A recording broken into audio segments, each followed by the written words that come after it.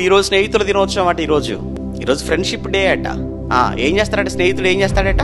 స్నేహితుడు వానికి దయ చూపతగును అన్నాడు. అంటే స్నేహితుడు అనేవాడు ఏం చేయాలి? దేవుని యందు భయభక్తులు మానుకొనుచున్నాడు అని తెలిస్తే అతని పట్ల దయ చూపించి అతన్ని దేవుని యొద్దకు నడిపించేవాడుగా ఉండాలి.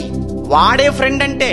అంతేగాని విషయం చెప్పిన వాడు ఫ్రెండు, ఫ్లవర్ ఇచ్చిన వాడు ఫ్రెండు, లేదంటే ఏదో పార్టీకి తీసుకెళ్లిన వాడు ఫ్రెండు, ట్రీట్ ఇచ్చిన వాడు ఫ్రెండ్ అని లోకం అనుకుంటుంది.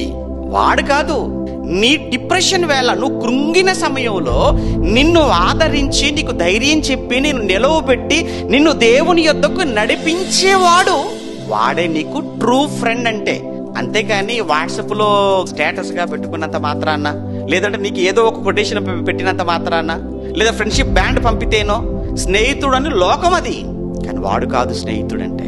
నువ్వు కృంగిన వేళ నీ యొక్క ఆ కృంగుబాటుకు కారణం తెలుసుకొని ఆ సమయంలో నీకు ధైర్యం చెప్పేవాడు, ఆదరించేవాడు, ఆదరణ కలిగించేవాడు వాడు ఫ్రెండ్ అంటే.